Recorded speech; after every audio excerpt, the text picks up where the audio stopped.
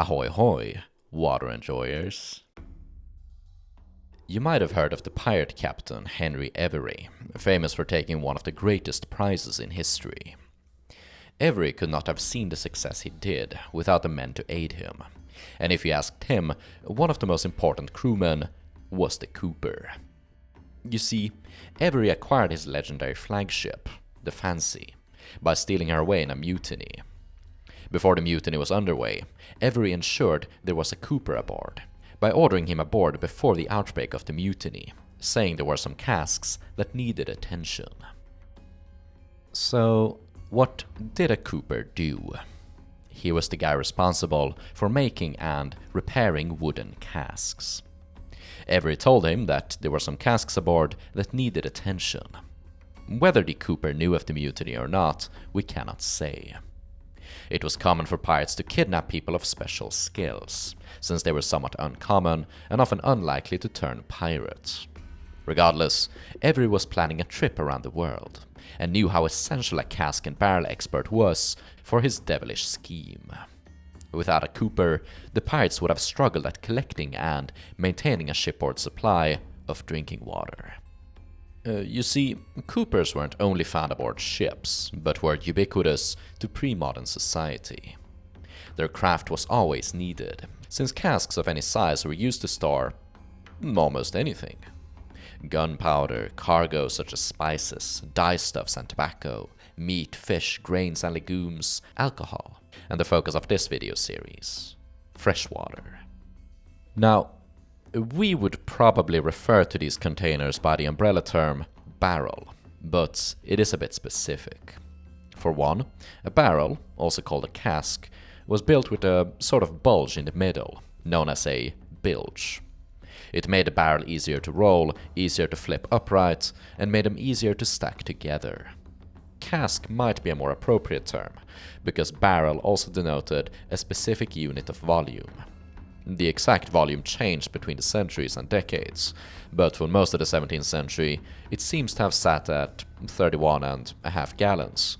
It was used both for holding liquids and solids, and so ubiquitous as to turn it into the aforesaid umbrella term. But there were at least 10 other sizes in English with their own names, each commonly used for holding a different content. Smaller than the barrel was the runlet, carrying 18.5 gallons. They were often used for holding gunpowder. The kilderkin, or half-barrel, was about the same size, carrying between 16 to 18 gallons, and commonly used for holding liquids, butter, flour, tobacco, or sugar. A firkin was a half-gilderkin, carrying 8 to 9 gallons, and carrying the same stuff as the kilderkin, just in a smaller quantity. The anchor carried between 8 to 10 gallons, usually alcoholic liquids like wine and brandy. It is originally Dutch, and the name was often anglicized as anchor. Even smaller was the ever-charming keg or keg, holding 4 to 5 gallons of water and cheap wine, called rack. Going back up on the list, the tierce was bigger than the barrel, usually carrying 42 gallons, often used for beef, pork, or bread. The hogshead was much bigger, carrying 63 gallons, and often used for alcohol, sugar, oil, and molasses. The tertian or puncheon held 84 gallons, and they were commonly used for holding grains and rice. The pipe or butt, one of the most common casks on sail ships for holding liquor and water, 126 gallons. The leaguer held 150 gallons. And lastly, the massive tun of 252 gallons, used for holding water, oil, brandy, or beer. As you could see on the list, these different barrels were used for holding a lot of stuff, not only liquids. Mind you that the list is by no means exhaustive or limited. Any cask could technically be used for holding anything, and as we'll see later on in the video, improvisation was common. Now, barrels had a lot of benefits to make them a desirable container. The biggest benefit to a barrel lies in its shape. It is stable on the flat ends, and can be rolled efficiently by just one or a few persons without needing a vehicle. The round shape almost completely filled the available space when barrels were stacked on their sides. All of these characteristics were useful in the limited space of a sail ship. Understanding the barrel is crucial to understanding the cooper and drinking water aboard pirate ships. Barrels were made from wooden staves. You can think of them as long and thin planks, bound together with hoops made of wood or iron. It seems simple enough, but making barrels was a delicate art. The most difficult part lay in giving the cask its bulge. Knives were used to shape the angle of the stave. It required a careful eye and attention to detail to properly measure the radius of the cask. The staves were then tightly fitted together to prevent leakage. Indeed, there were two different types of casks, wet and dry. Wet barrels were tight and waterproof, so as to not let any liquid in or out. It was used for storing liquids, but also dry goods like gunpowder or flour that would be ruined by moisture. Dry barrels stored items that did not run a similar risk, and were often shoddy. A straight, round, closed container where dry merchandise lay packed in straw for protection and easy shipment. Making a wet barrel was more delicate, since it had to be completely tight and waterproof. They used no adhesives or sealants, and were naturally reliant on high-quality wood. It had to be free of sap, and wet barrels typically used oak. The cooper then set his distinct brand mark on the cask, and a sort of inspector was occasionally deployed to measure the casks, ensuring they were properly proportioned. However, coopers did not work by any written measures or patterns, but relied on instinct and long experience to make their casks. When the sailors wanted to drink from the barrel, they could just broach it open, that is, open one of the flat ends and dip a container of their choice in it. However, this would render the barrel untransportable until repaired. They did not have a lid like a small can. Instead, it was preferable to pump out the liquids, as seen on this image. Known as a bear pump, it was made from wood and not a part of the barrel itself, but attachable to any of them. The barrels were furnished with a bunghole where the pump was inserted, and the liquid withdrawn from it. Bunghole? When the barrel had been emptied, the cooper would typically have it staved, that is, the barrel taken apart by separating the hoops and staves, allowing them to save space. The barrel could then be reassembled when there was a new need for it, such as refilling on water. Indeed, reusing old barrels was very common, and there was no rule saying that a dry barrel couldn't become a wet barrel. The stave simply had to be fastened tighter.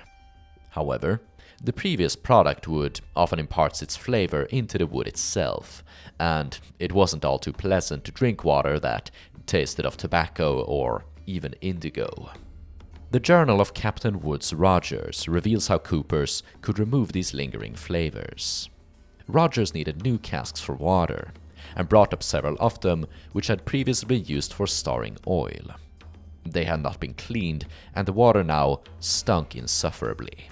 He borrowed the cooper from the concert ship, and he had the casks emptied, rolled into boats and carried ashore, where he burned the insides and cleaned them. This process of preparing the barrel for holding drinking water was known as sweetening. This appears to be quite similar to the proposition from that AI video I commented on a few months back, which said that pirates would burn the insides of barrels to produce an internal layer of charcoal that would keep the water pure.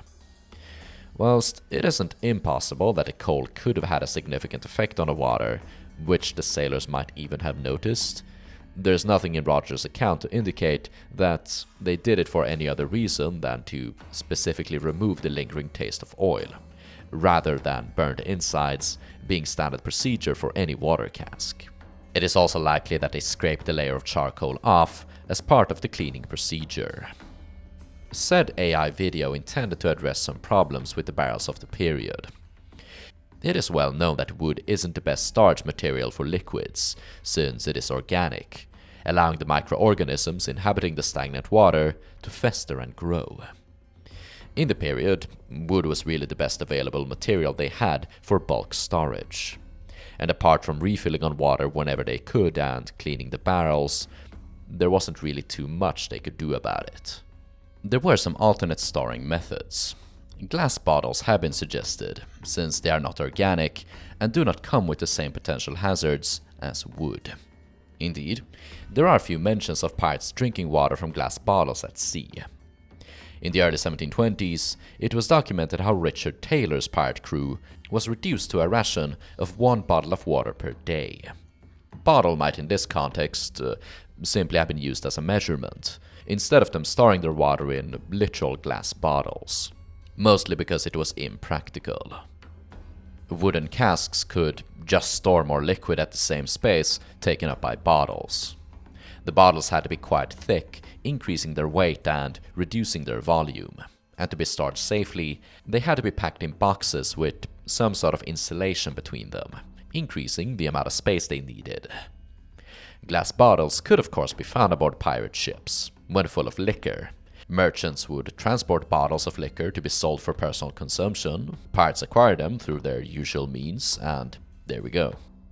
One very underrated alternate storage method, which pirates actually did use on a large enough scale, at least on occasion, were clay jars. The reason why they used these clay jars is because they were crafted and used in the Spanish colonies, who were the primary target of piratical raids and smuggling. They were used for all of the same stuff as wooden casks, carrying both dry and wet goods, liquids and solids, gunpowder, spirits, corn, and water. Since earthenware is inorganic, this storage method may actually have increased the longevity of the water, but it still would have been stagnant, and airborne microbes would have been introduced as soon as they were filled. In the end, pirates and other sailors used clay jars when they were in Spanish waters, but never seemed to have introduced them at home. One of the drawbacks of a jar is that it breaks more easily, and one or more musket shots were enough to destroy them. Measures were surely taken to ensure their resistance during storms and hard weather. Barrels were also easier to dismantle and repair. Alternatives like bottles and big jars weren't necessarily used out of health reasons, but simply because they were what the pirates had available, and they might use any sort of vessel for taking on water. I think I mentioned it in a previous video, but one of my favorite anecdotes is the one from William Dampier, where he talks about the pirates having taken a canoe, severed it in the middle, and put it together into a container for holding water. When a canoe was needed again, the vessel was turned back into a vessel of another kind. You get what I mean, I hope. Now that we have tackled barrels, just who was the Cooper? He could have been anyone. According to historian Carl Breidenbaugh, there were more coopers in the south of colonial America than any other profession. Though most of them were free men, some were women, and quite a few colonial coopers were enslaved. It was a skill-intensive craft, and the apprenticeship typically lasted 7 years, though a less skilled cooper could learn to produce more simple items such as straight dry barrels. Coopers didn't just make barrels, but other types of wooden containers, such as tubs, buckets, and cans, essentially small tubs used for eating and drinking by the ship's crew.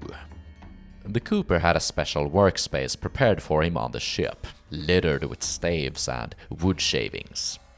Their work was constant, as they had to build, maintain, and repair the barrels aboard the ship. Nor was there typically a single Cooper, but a small team. Woodes Rogers' expedition seems to have had at least 3 Coopers per ship. Their work was heavy, especially when they needed to remove barrels from the ship and set up a workshop on shore. The Cooper was usually the one assigned to go ashore and fill the barrels with water, since if any issue with the barrel arose, he was there to resolve it. If the Cooper was short on companions, he wouldn't be afraid to levy assistance from regular crewmen, and pirate Coopers were known for being harsh overseers. Abraham Harper, the Cooper of Bartholomew Roberts, was known for always having a rattan in hand, like an officer, and using it to direct his workers, many of them likely slaves or forced men. Being not only bossy but proficient at their craft, it wasn't unheard of that pirate Coopers could rise to captaincy. Captain Charles Johnson described an incident in which the barrel hoops of a crew were found worm-eaten and rotten.